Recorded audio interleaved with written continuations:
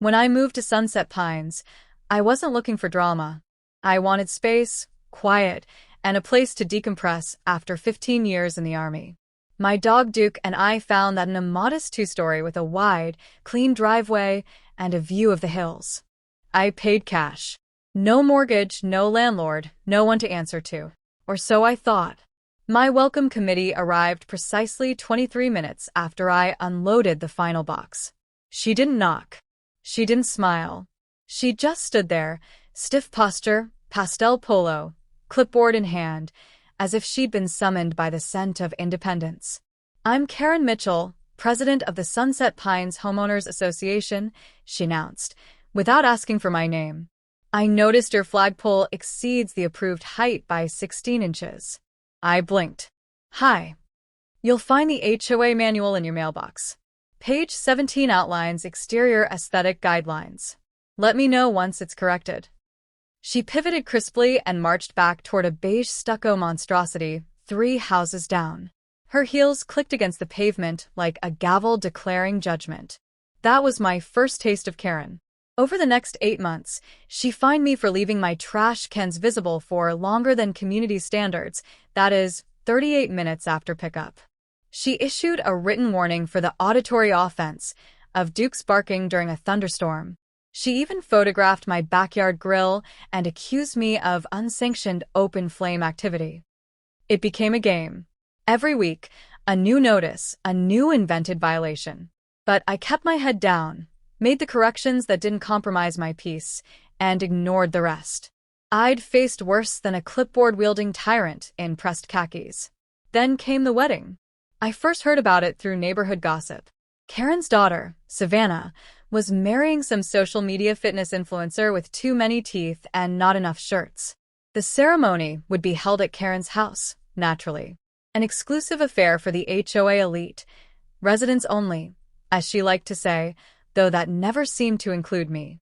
I didn't care. Let them toast with champagne flutes and filtered hashtags. I planned to be fishing that weekend. Until the hammering started.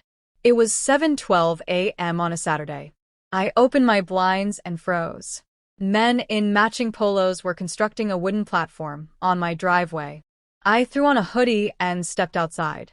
The scent of sawdust and smugness hit me in the face. Karen stood near the construction, pointing and micromanaging with all the authority of a battlefield general. "Make sure the archway's centered. We'll hang the lanterns from there."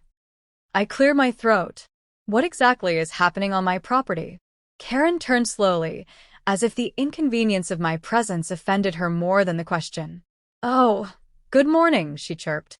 "Just putting together a little dance floor for Savannah's reception. We needed the space." "On my driveway?" She tilted her head. "Technically, HOA Bylaw 7.8 allows for the temporary repurposing of adjacent private property for community events, provided no permanent alterations are made." "Did you ask?" "Well, it's not like you were using it.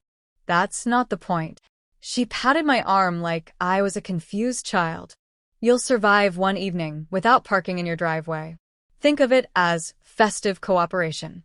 I stared at her, dumbfounded. She turned back to her crew. "Let's get the floral runners down before the sun hits." I stood in stunned silence as strangers hammered wood into the space I shoveled in winter, swept in summer, and paid taxes on year-round. Duke came to sit beside me, sensing my tension. His tail thumped twice, uncertain. That moment, standing on the threshold between personal property and political theater, something shifted. This wasn't about parking. It wasn't about a wedding. It was about control. Karen had drawn a line and stepped over it in heels. I could have filed another complaint. Could have called the city. But Karen had rigged the game. She was the game. So, I made a decision. If she wanted to claim my driveway for her dance floor, she was going to get a dance. Just not the one she expected. That night, I couldn't sleep. The hammering, the lawn decorations, the relentless parade of guests, all swirling in my mind like a bad dream. I stood in my kitchen, staring out the window into the dimly lit driveway. The platform was there, gleaming white under the porch lights, a glaring symbol of everything I had tried to avoid in this neighborhood: intrusion, entitlement, and the quiet erosion of my space. But it wasn't just the dance floor. It was the way Karen had stolen my right to exist in peace. She'd brushed aside my objections, offering nothing more than a self-assured, condescending smile. Festive cooperation, she had called it. I made a decision that night. I wasn't going to stand by and let her get away with it, not without making her regret underestimating me. I knew this wouldn't be a clean fight, and I had to be smart. I couldn't just call her out on the HOA rules she loved to twist. That would give her the chance to flex her authority again, to turn it into a battle of legalese. This had to be different. I needed something that would rattle her so deeply that she'd never dare tread on my property again. It was a small, mischievous thought at first, but it took root like a seed in my mind. What if I threw the biggest, wildest, most chaotic splash of fun directly into her perfect, curated wedding? And so, the plan began to take shape. I spent the next few days assembling a team of cul-de-sac misfits. Ray, the retired VFW guy next door, was my first recruit. The guy had served in the military for 25 years and, despite his otherwise gentle demeanor, was an expert when it came to pranks, scheming, and making things go boom. "Ray, you're not going to like what I'm about to ask you to do," I said, laying out the blueprint. He leaned back in his chair, fingers drumming on his beer bottle. "I'm listening. I need you to help me turn Karen's wedding reception into a total disaster." Ray grinned, his eyes lighting up. "I've been waiting for a reason to mess with her. Been hearing all about her HOA bullshit. What's the plan?" I walked him through it. The setup, the materials, and the endgame. A slip and slide. Not just any slide, but a giant, water-soaked, soap-infused monster that would send guests flying right into the middle of Karen's precious dance floor. "I'm in," Ray said before I even finished. He slapped me on the back and pulled out his phone to call in reinforcements. The next morning, the work began. I pulled my old slip-and-slide kit from the garage, the one I'd used for family barbecues, and began getting everything ready. Ray and his buddy Steve arrived with a couple of hoses, a few hundred feet of industrial plastic sheeting, and a few other things I didn't ask too many questions about. I spent the next few days tweaking the layout, making sure everything was set for the grand reveal. By Thursday, everything was primed and ready, except for one key detail: the timing. The wedding would take place Saturday afternoon, just as the sun reached its peak. That was when I'd make my move. The moment the first couple stepped onto that pristine dance floor, I'd unleash the chaos. Friday night, I did one final walkthrough of the setup. The slide itself would run the full length of my driveway, a gleaming river of plastic sheets and sudsy water that would flow directly into the heart of Karen's carefully orchestrated reception. It was perfect. But then, as I stood there surveying my work, something unexpected happened. A figure appeared at the edge of the driveway, silhouetted against the streetlight. It was Karen. She stood there, surveying the setup, hands on her hips, lips pressed together in that signature, insufferable smirk. "You really think this is going to work?" she called over to me, her voice dripping with condescension. "You're playing a dangerous game, neighbor. You might want to reconsider." I didn't answer at first. Instead, I just stared at her, daring her to come closer. She took a few steps forward, her heels clicking on the pavement, and stopped just short of the plastic sheets. Her eyes narrowed as she surveyed the slide. "You really are that petty, aren't you?" "I'm not petty," I said, finally meeting her gaze. "I'm just making sure the party's open to everyone." She smirked again, but this time, it wasn't as confident. "I hope you know what you're doing." "I do. And I'm ready." She hesitated for a second, her jaw tight. I could tell she wanted to lash out, but there was nothing she could do. It was already too late. With that, Karen turned on her heel and strode back toward her house, leaving me alone in the driveway. I stood there for a moment longer, savoring the anticipation. It was time. Saturday arrived with a crispness in the air, a deceptive calm that betrayed the storm that was about to unfold. I spent the morning pacing, checking and rechecking every detail. The slide was in place, the hoses were set, and the industrial soap was waiting. I could practically hear the faint thrum of anticipation. At precisely 1:30 p.m., The sound of music echoed down the street. Savannah's wedding had begun. The muffled laughter, the clinking of glasses, the soft murmur of conversations, all of it was building to the moment when the guests would hit the dance floor. It wasn't until 2:15 p.m. that Karen emerged from her house, dressed in a garish white gown that practically screamed, "Look at me." She strutted across her lawn, her heels digging into the grass as she approached the makeshift platform that had become the focal point of the neighborhood's most ridiculous spectacle. I watched her from behind my living room curtains, barely able to contain my grin. She was the picture of perfection, or at least, she thought she was. Her hair was coiffed in tight curls, and her sharp eyes scanned the scene with satisfaction, as though everything were exactly as it should be. Little did she know, she was walking right into a storm of her own making.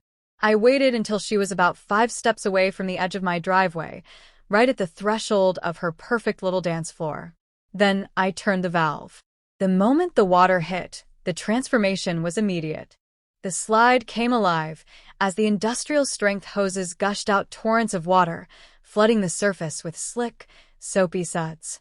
It wasn't just a gentle splash, it was a flood, a wave that turned the pristine wood of Karen's precious platform into a treacherous, slippery pit. Guests screamed in surprise as the first few dancers took tentative steps toward the dance floor. But instead of gliding gracefully to the music, their feet slipped out from under them. One by one, they crashed down, hitting the soapy surface with a resounding thud.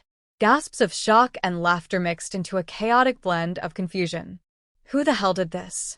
Karen's voice cut through the confusion. I couldn't see her yet, but I could hear the tremble in her words.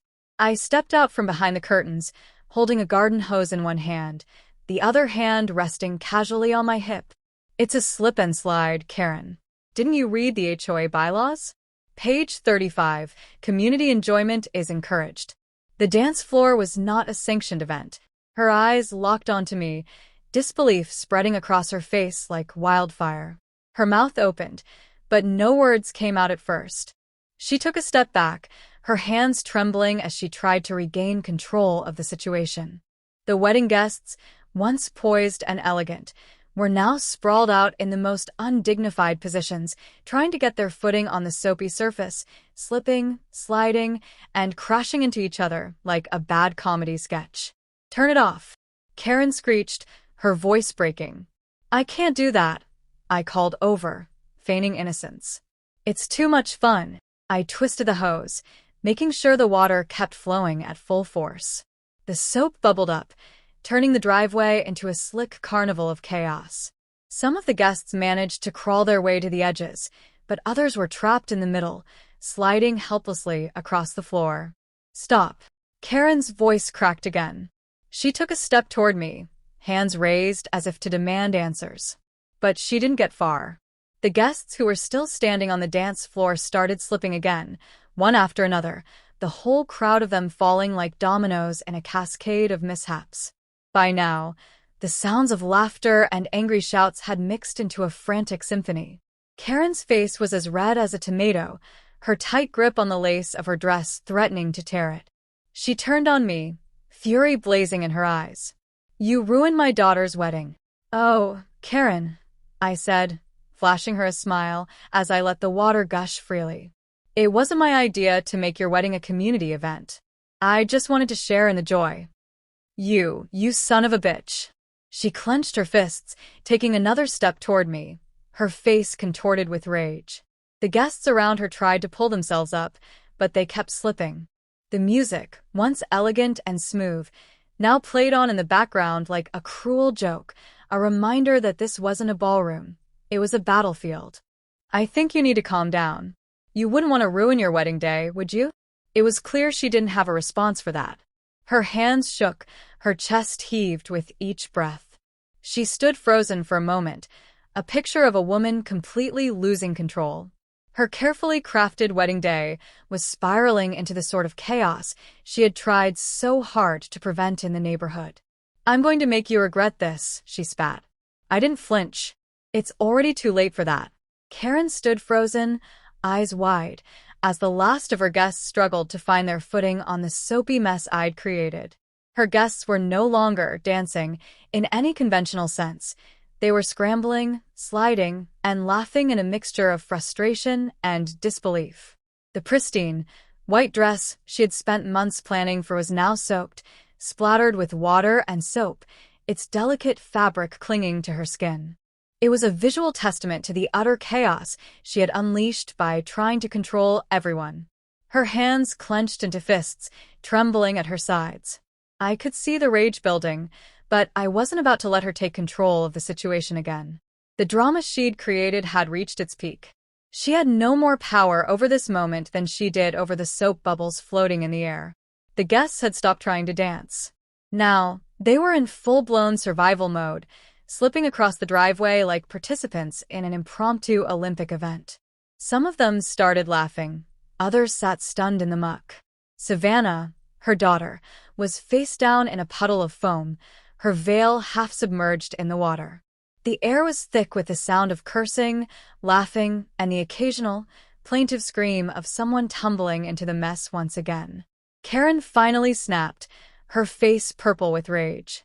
"I swear to God, you'll regret this, you," she spat, her words lost in the chaos as she took another step toward me, her heels sinking into the wet ground with each step. I stood still, my posture relaxed, but my eyes never leaving hers. Regret it? I think the only person here who's going to regret anything is you. She was inches away now, close enough that I could hear her ragged breaths. "This isn't over. I'll have your ass," she snarled, leaning in with enough fury that I could almost feel the heat radiating off her. "You really want to keep making it worse for yourself?"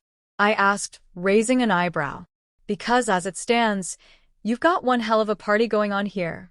Her lips twisted into a smile, an ugly, vindictive thing. "You think this is a victory? You think I'm done? You'll pay for this." I shrugged nonchalantly, taking a step back as one of her guests, clearly a man who'd had enough of slipping and sliding, made a break for the end of the driveway. He slid the whole way down, his arms flailing in the air like a windmill, his clothes drenched.